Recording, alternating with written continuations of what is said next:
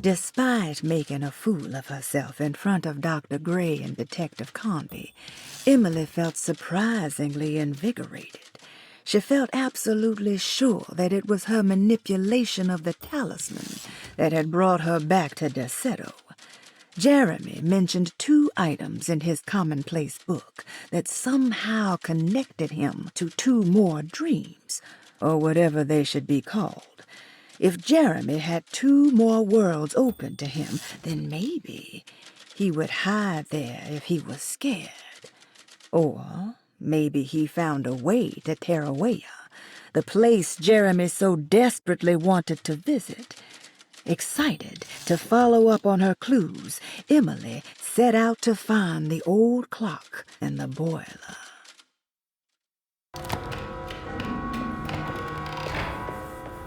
I can't...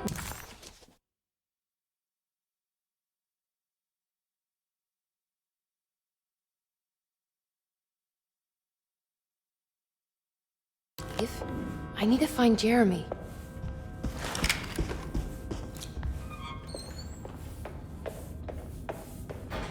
I need the key.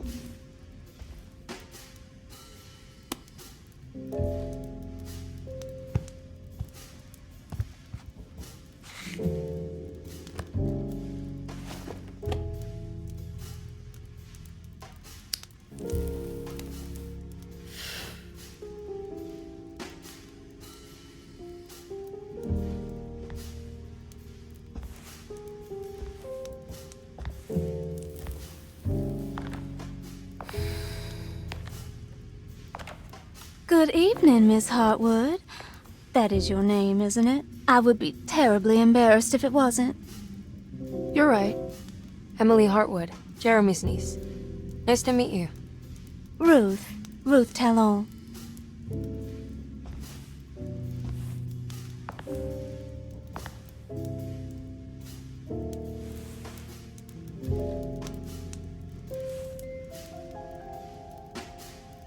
Is that Perique you're smoking? How terribly quaint. Maybe so, but I like it. Would you care to share some? That smell is making me feel very nostalgic.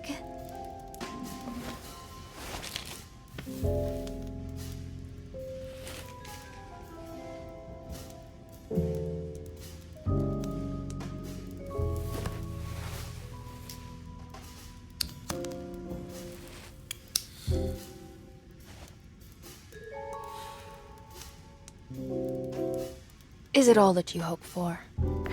I enjoy your light mockery, Miss Hartwood. I can tell we would make great friends. How flattering. Too bad you're locked up in this place. Your insincerity is really refreshing. I wish you were mad as I am. Then you could stay. Give it a few years and I might just be. Lunacy is one of my family's few privileges. Oh, good. I'll be looking forward to it.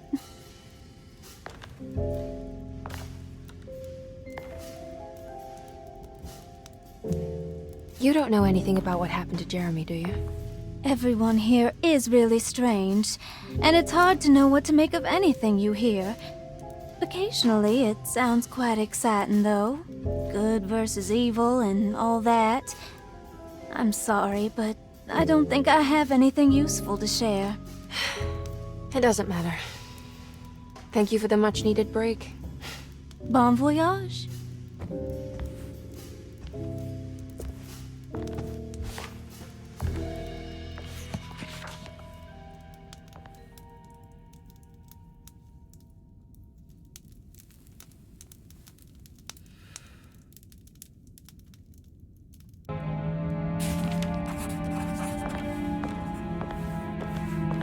Emily felt surprised by how much she enjoyed the company of Ruth. There was something familiar and friendly about her, like they were old friends that simply forgot about each other.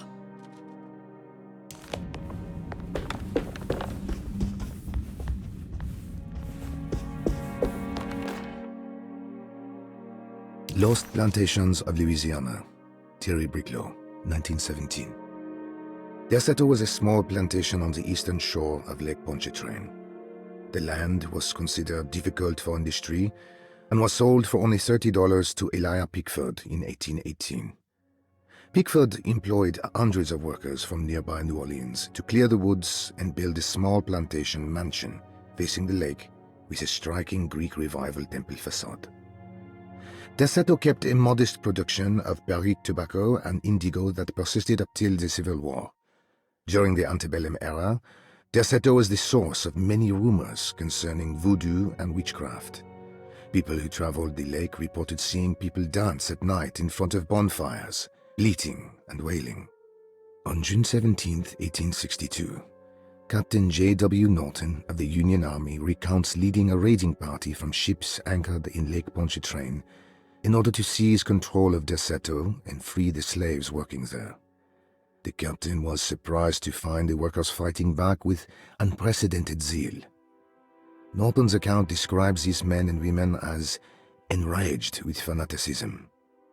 Pickford reportedly tried to placate the raiders, but was shot in the confusion. Captain Norton left the mansion burning and retreated to his ships with his men. Derceto was left in ruins for several decades. The ownership of the land was long disputed and returned to the Ledoux family in 1901. Several police reports were filed during the following years as the Ledoux tried to get rid of a camp of squatters on their land. The police made several visits to remove the trespassers, but the people kept returning. On November 1, 1907, Inspector Legrasse of the police charged a deadly attack in order to save several children kidnapped by the squatters. Many were killed and even more were jailed. The following year, Ledoux rebuilt Derceto, incorporating the surviving stone foundation and adding a magnificent wrought iron conservatory. The farmland had been reclaimed by the surrounding woods, so it was no longer profitable to use as a plantation. Instead, the house was turned into an artist's colony. The Astarte Artist Colony was a successful group of artists, including figures such as painter Heinrich Cassel and poet Nora Keith. The group was also known for their beloved Mardi Gras crew called the Pirates of Pontchartrain. On September 29, 1915, a tropical hurricane tore through Louisiana, causing Lake Pontchartrain to flood New Orleans. Due to the remote location of Derceto, it took almost 2 weeks for outsiders to learn that the artist's colony was abandoned. The 12 residing artists had all vanished without a trace. The empty mansion of Derceto still stands on the shore of Lake Pontchartrain, with much of its temple facade intact. The Ledoux family currently has no intention of repairing the house.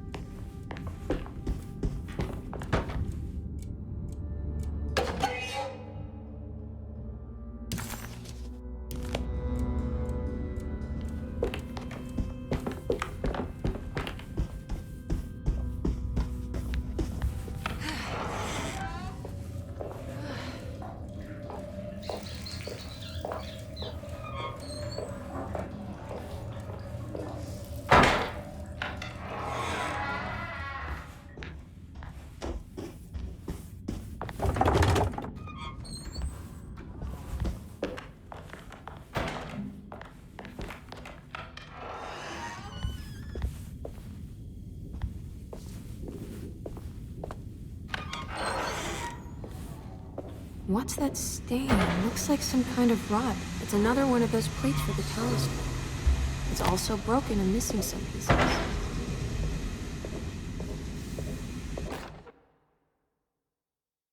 You know, Mr. Waits, I saw a piece of the plate that Liza broke. I think she's been hiding them. She's not very good at it. She just chucked it into the little room with all the tools behind the boiler. I left it there. I didn't want to embarrass her by picking it up while she was looking. We went upstairs instead and played backgammon. I let her win, because she's so unhappy. The piece looked like the one on display in Cassandra's room. You know about that one already, right? Or is your eyesight really that fuzzy? I hope you don't feel bad about your glasses. You only look stupid when you squint. Maybe if you had more eyes, you would see these things. I wish you had all the eyes you needed. Your best and favorite guest, Grace.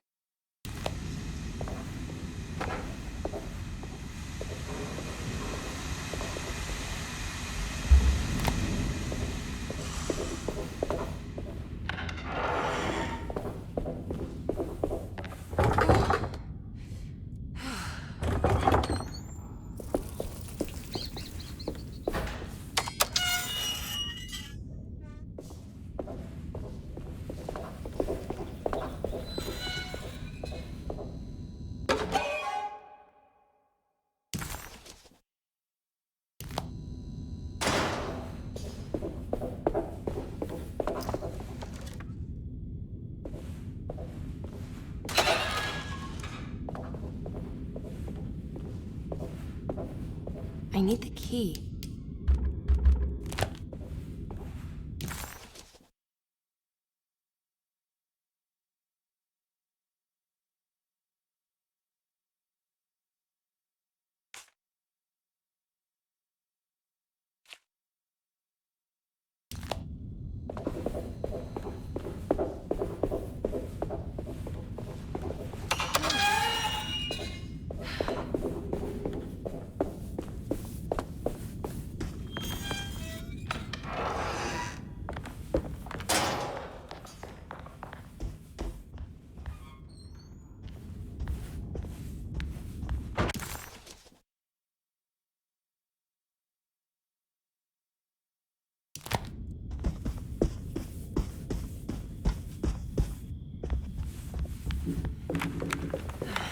It's wet shut.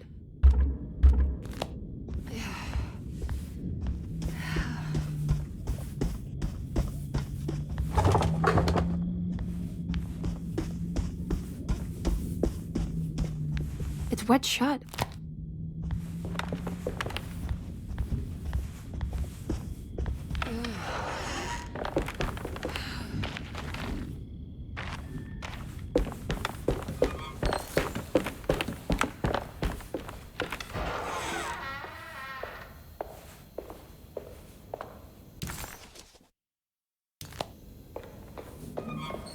I need the key.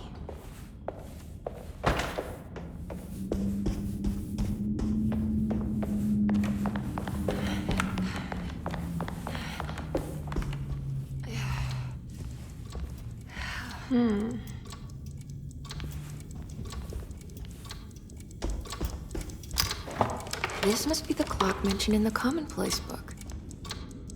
This looks like the thing that held the talisman in the French Quarter, but it's broken and missing some pieces.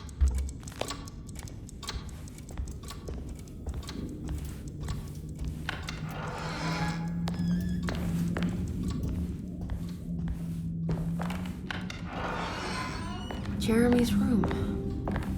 All back to normal.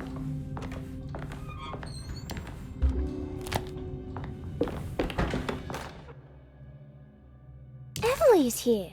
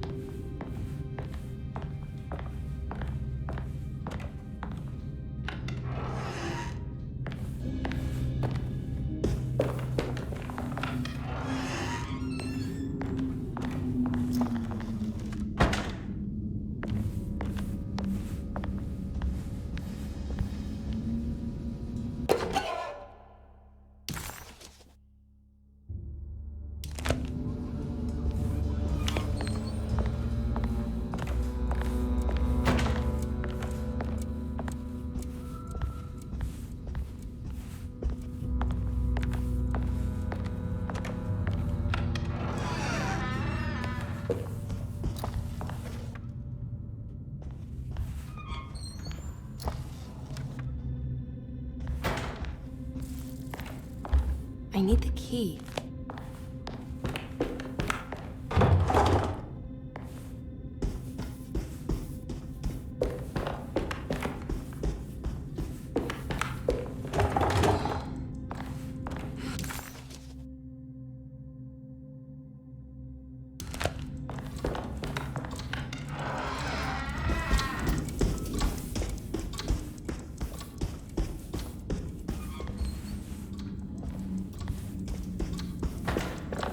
I need the key.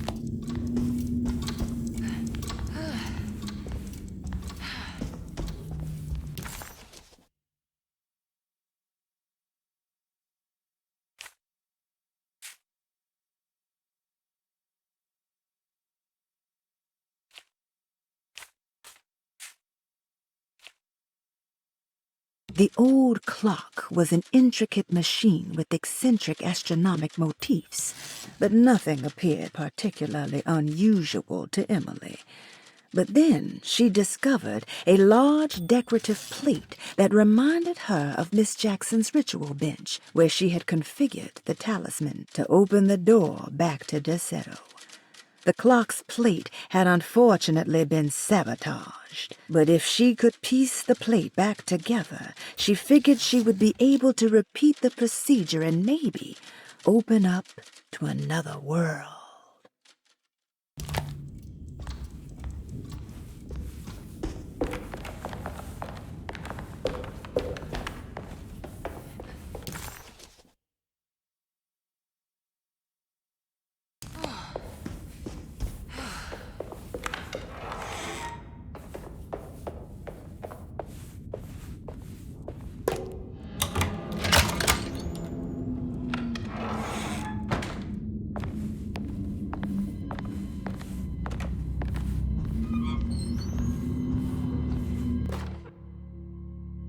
Saw your notice in the boiler room.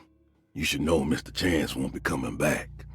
I got no business being in there myself, but you can take a valve from the wine cellar if you want to try to stop the steam pouring out. Be careful.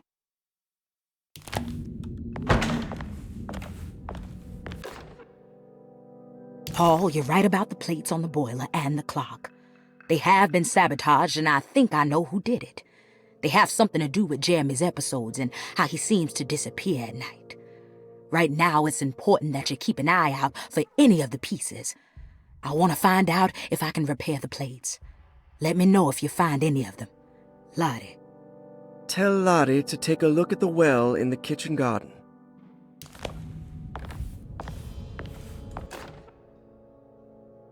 Dr. Elmore Lee Gray is Derceto's chief doctor. Accounting and all administrative work is handled by me, Paul Waits. Magdalena Thompson, or Mags, is responsible for the household. Jean-Baptiste and Charlotte Tabois are responsible for keeping the guests' medical regimens in check. Finally, Jack Chance is our gardener, who can occasionally be seen in the conservatory, but is for the most part busy outside. There are currently 6 guests at Derceto. Malcolm McCarthy and Ruth Tallant reside on the first floor. Jeremy Hartwood, Elisabetta Perosi, Grace Saunders, and of course Cassandra Beauregard live on the second floor.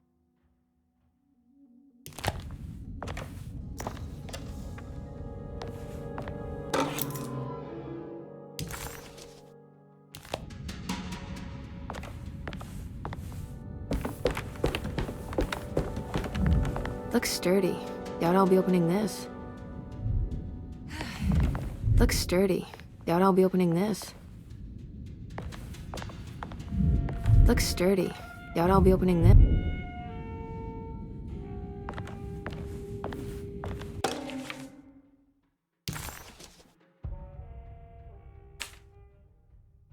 Cassandra Beauregard, the beloved author.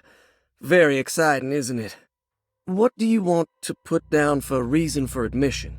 What her agent told us. Cassandra suffers from writer's block and needs to finish her moving picture script before the end of June.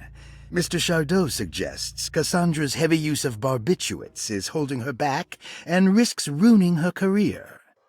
And how should we summarize her personal history? Let's keep it short. Cassandra Beauregard is a beloved crime author who managed to pull herself out of poverty and into stardom. 5 years ago, she tried killing herself by jumping off a balcony. The incident left her a cripple, and now relies heavily on her wheelchair. And for diagnostic impressions? Cassandra suffers chronic back pain following her suicide attempt. She self-administers morphine to keep herself ambulant, but has become addicted, and the desired effect is now lost. The drug abuse clouds her mind, and she is unable to focus on real life. To save herself from this insight, she instead makes up stories to fill out the gaps in her own thought process, resembling the Korsakoff syndrome. Oh, bravo, Doctor. How will you treat her? First of all, she needs to be weaned from her drug addiction, and hopefully it will resolve her compulsive lying. Then look into permanently numbing her pain in her back through surgery. Finally, deal with her suicidal thoughts. Fantastic. With such a short time before June, I really hope she gets better soon. We will do what we can. Grace Saunders, 11 years old. Reason for admission? The mother insists on strict supervision by a proper gentleman to avoid further perversion of Grace's adolescence. Personal history? Grace's family possesses modest wealth and status. Her childhood seems ordinary, spending most of her time with private teachers and family friends. Grace's father recently passed away, leaving her mother the sole caregiver. And diagnostic impressions? Grace has trouble dealing with her father's death. She is willingly suppressing her feelings on the matter and isn't properly acknowledging the trauma she suffered. Any planned treatment? Grace needs nothing out of the ordinary. She simply needs parental guidance. Eventually, we can work on her feelings toward her father. Thank you, Doctor. I'll finish the paperwork and get her installed. Malcolm McCarthy, 54 years of age. Reason for admission? McCarthy admitted himself to Derceto, stating simply that he needs some damn rest. And personal history? McCarthy claims he used to work as a lawyer in Baton Rouge, but says he can't go into details because of some legal dispute. His background remains largely a mystery, except for the occasional clue that he drops in conversation. Huh. And diagnostic impressions? McCarthy is an anxious man and an alcoholic. He often tells half-truths due to some deep-seated inability to trust other people. And how will you treat that? McCarthy will take some time to open up. Spending time with Jack's dog or the child should be good for him. Their harmless nature will help build his sense of trust. Thank you, Doctor. Elisabetta Perosi, 33 years old? What should I put down as reason for admission? Well, Perosi broke into Derceto and was found wandering the grand parlor. She was confused and suffered partial amnesia. She insisted she belonged here and offered to pay for her stay.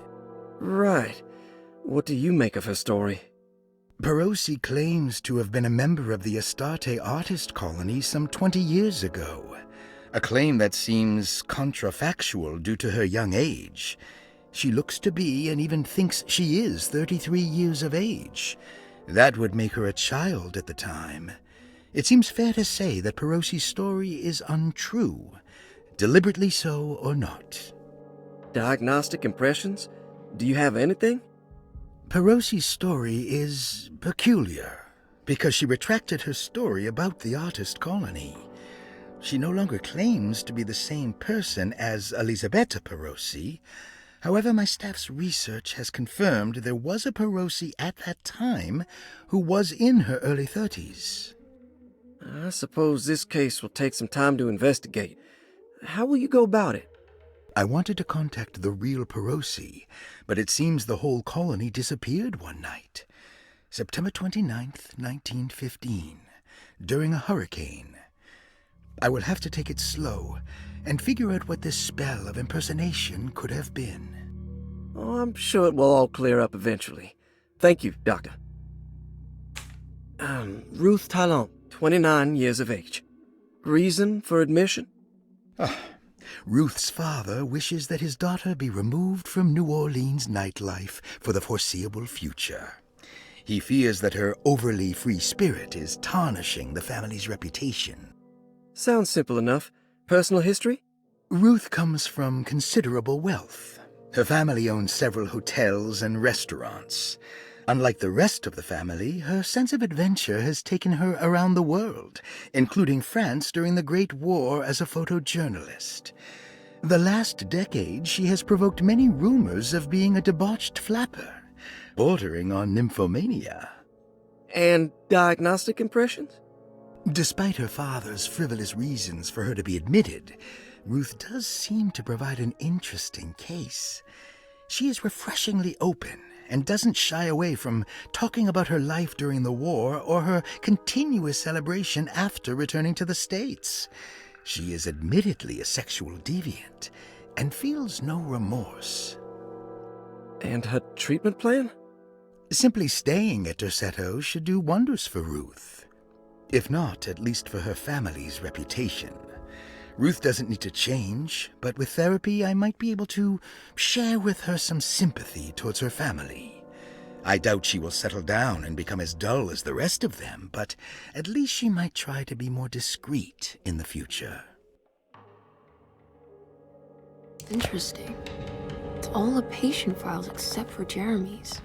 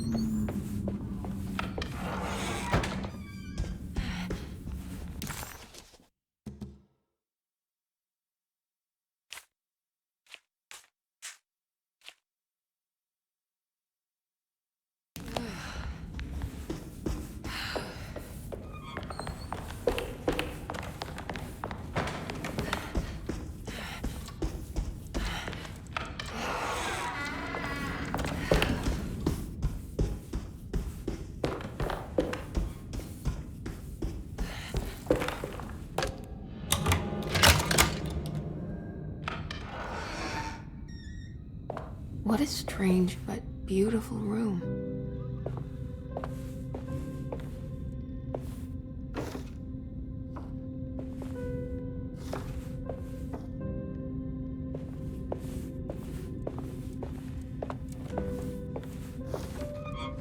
There's some aggressive-looking rot on these paintings.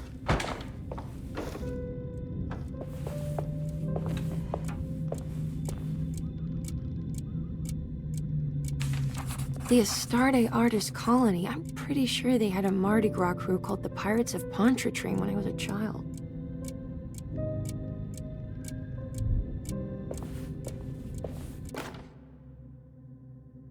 Will I need to remember how to get them out again?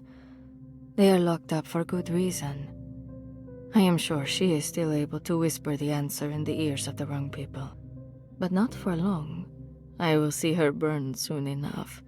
That black goat will be sacrificed to put an end to it all. Then it will all be over. No more Derceto, and sadly, no Astarte.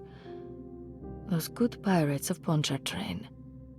May you still sail the lake, until you find the shores of Hali.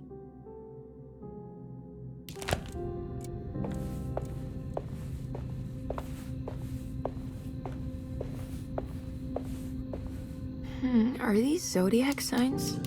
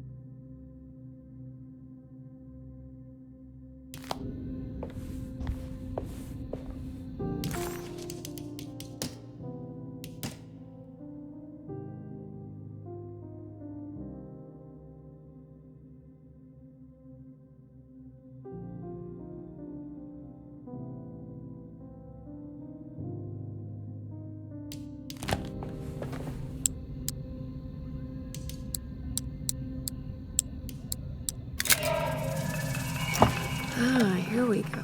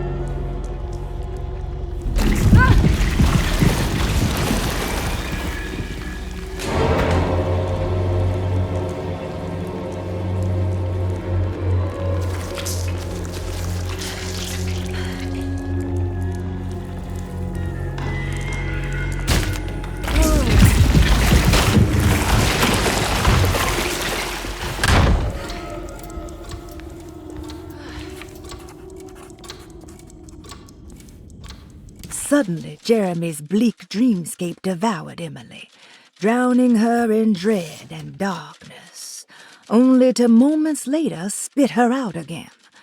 What had happened, and why? Was that her doing, or did someone else make it so? Everything's...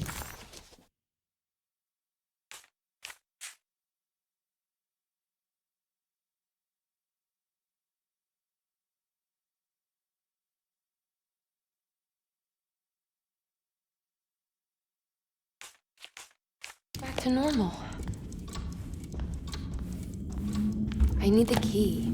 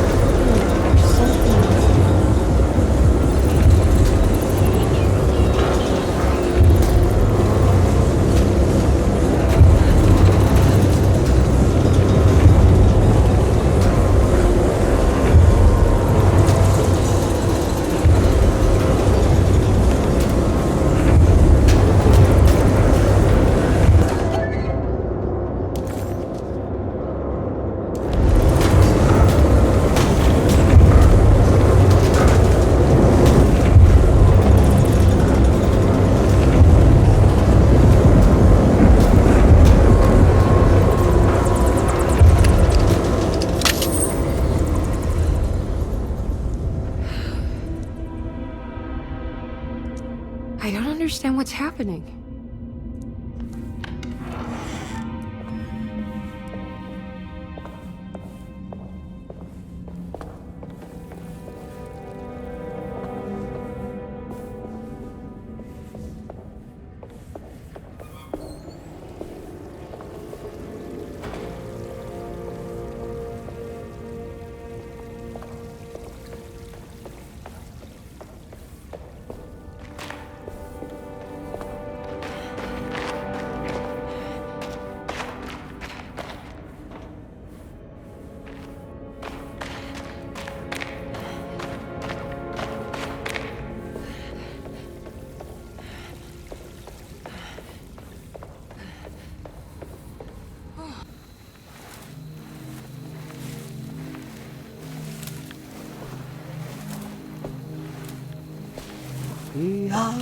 Misaki nante mwen, Mempra misaki nante mwen, Men le anjeni man yo deshena. What are you doing sneaking around? You almost scared me to death. I'm sorry. I didn't mean to disturb your ritual. I wouldn't have guessed voodoo was in practice at a place like this. The doctor may be all about science, but I know these roots have power. Do you know what's going on here? I have a feeling Derceto is cursed. There are several players with stakes in this game. Derceto isn't cursed or blessed. It's a battleground. And it would all be a lot better if you could get your uncle out sooner than later. That's all I'm trying to do. I wish you the best of luck, Miss Harwood. I really mean that. Now, if you'll excuse me, I need to look after my gumbo.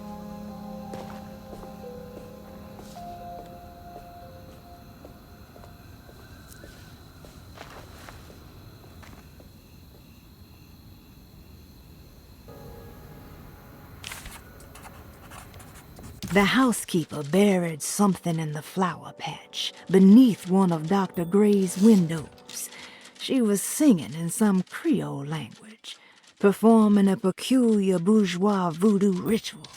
Certainly not an unfamiliar sight in the French Quarter, but voodoo had never felt this bitter to Emily.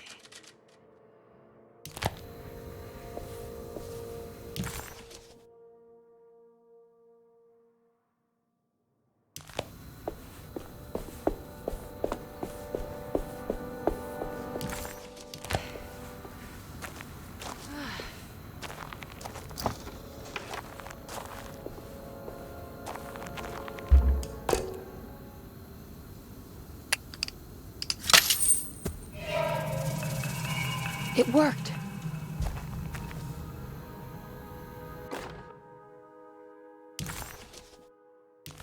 Ah, what's this?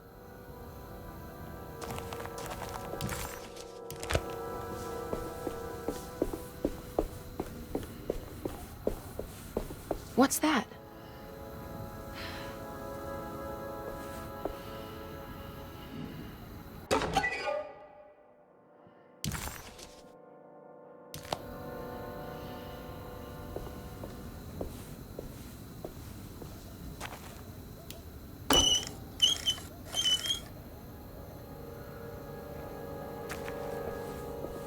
It's another piece of broken plate.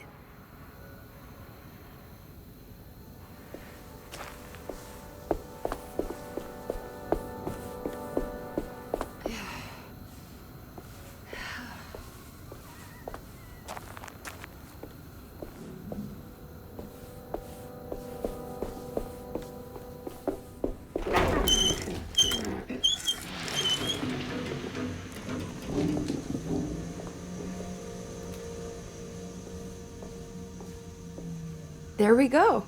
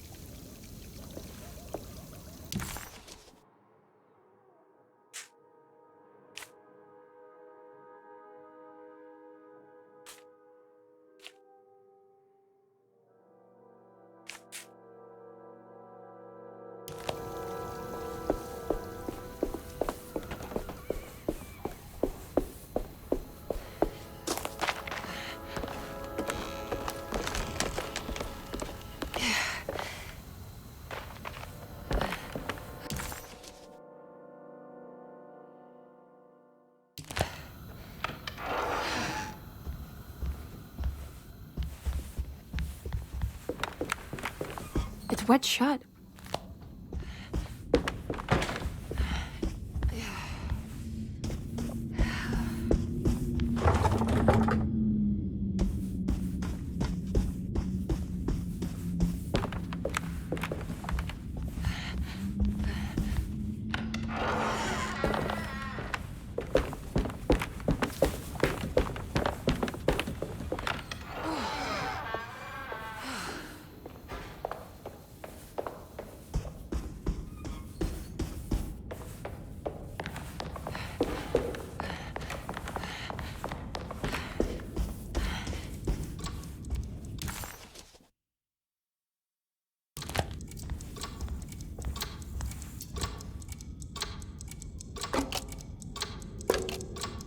I think I've seen this somewhere.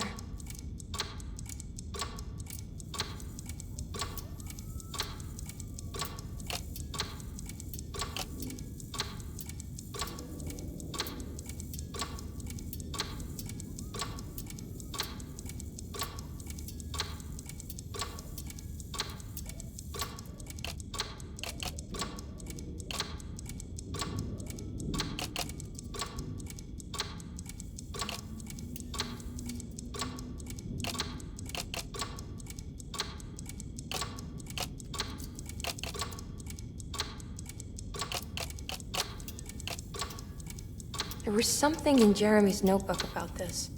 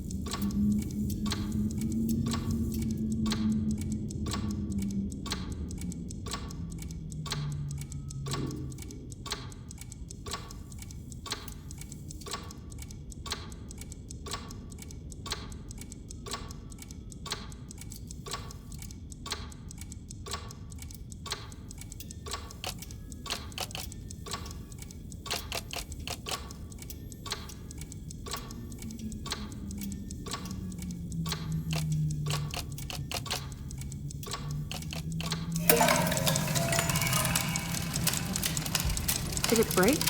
The clock just stopped.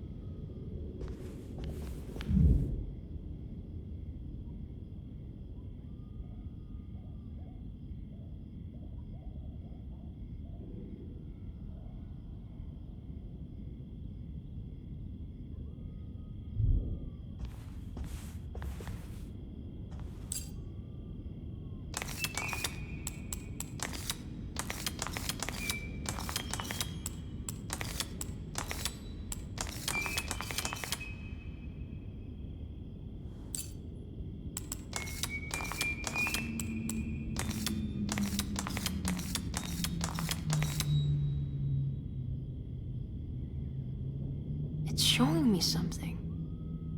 That's just the hallway outside Jeremy's room, isn't it?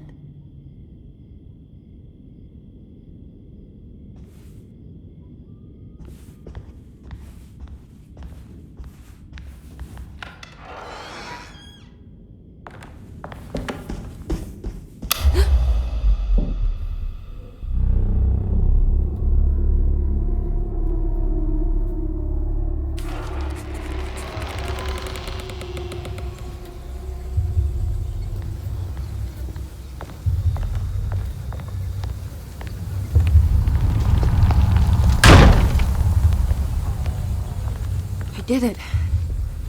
I opened up another dream.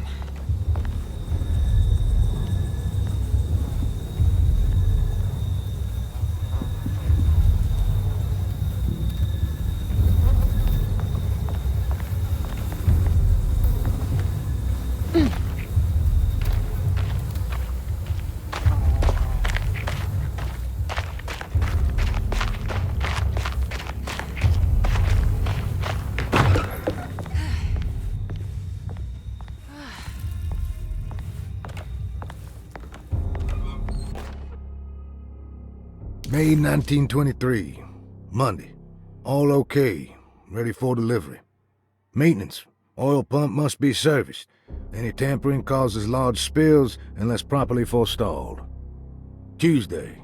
Shipment delayed but delivered. Maintenance. Service bridge close to broken. Wednesday. Prospectors reluctantly agreed to show the burial mound to Mr. Hotwood, a painter, who read about our finds in the papers. He means to return tomorrow and try to find a way inside. Thursday. Mr. Hotwood's efforts delayed. The workers seemed nervous about his presence.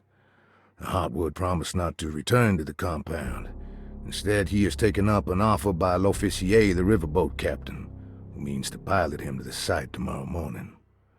Hopefully that's the end, and work can resume. Maintenance. Bridge from the oil tower to the bayou has collapsed. Sabotage suspected. This is the devil that guides us now. Huh.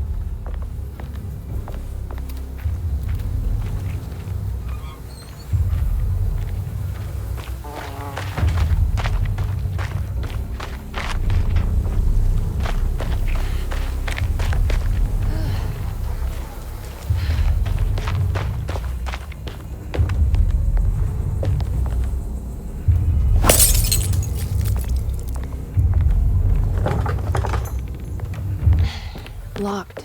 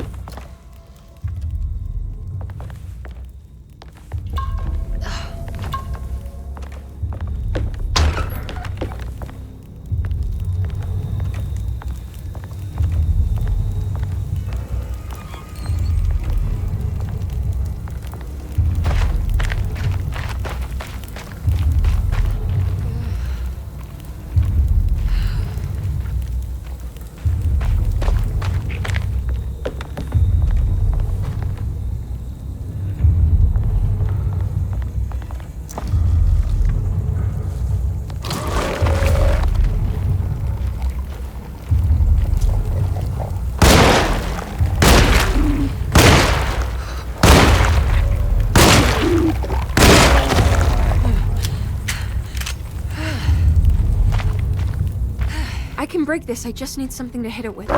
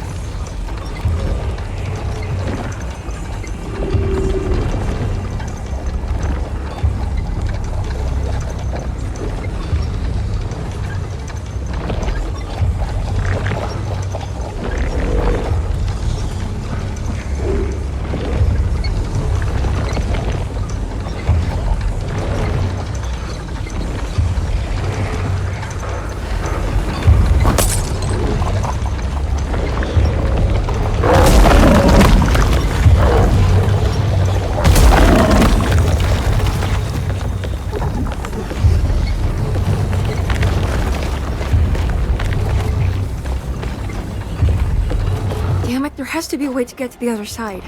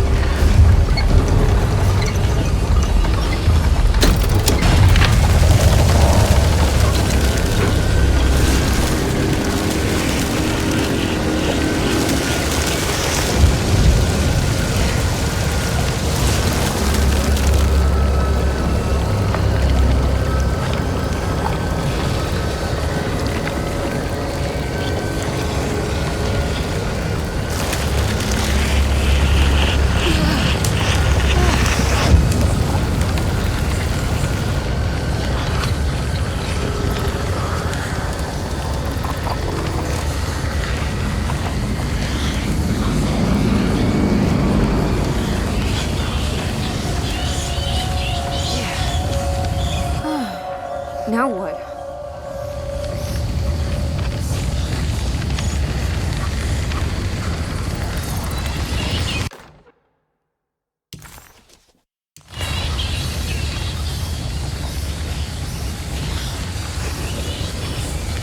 Just don't look down, Emily.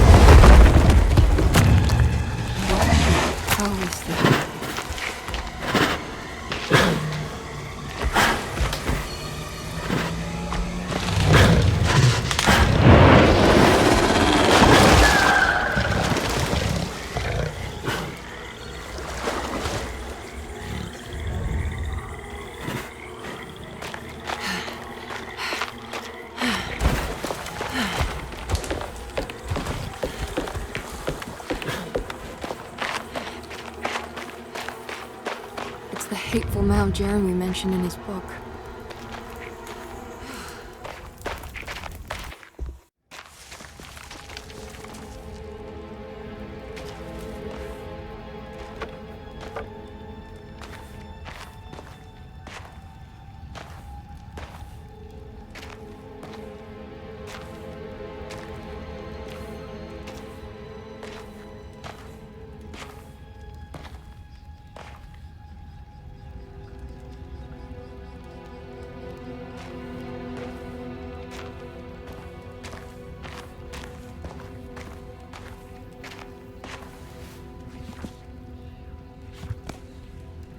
Jeremy, you dropped your...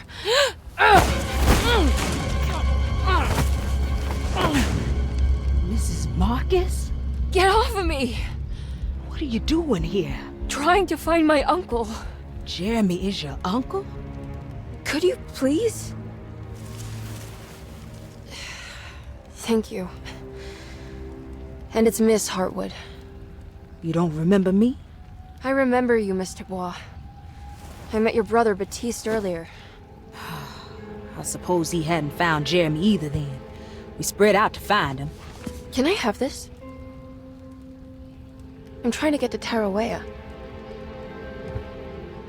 Fine, believe the rest. I just want Jeremy to come looking. We have to leave. before it comes inside. What? Where? Come quick.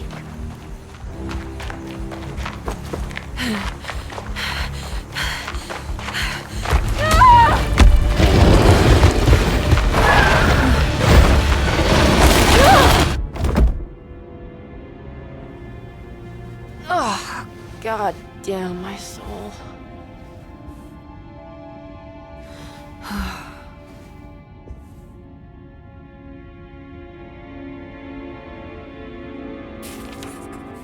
I'm back at Derceto. The dream of the grave under the cheniere suddenly vanished, and Emily found herself back at Derceto. Instead of Jeremy, she found Lottie, who, just like her brother Baptiste, reminded her of John, who died so bravely in the war. She pushed her painful memories out of her mind and returned to her investigation. She still needed to figure out what to do with the boiler.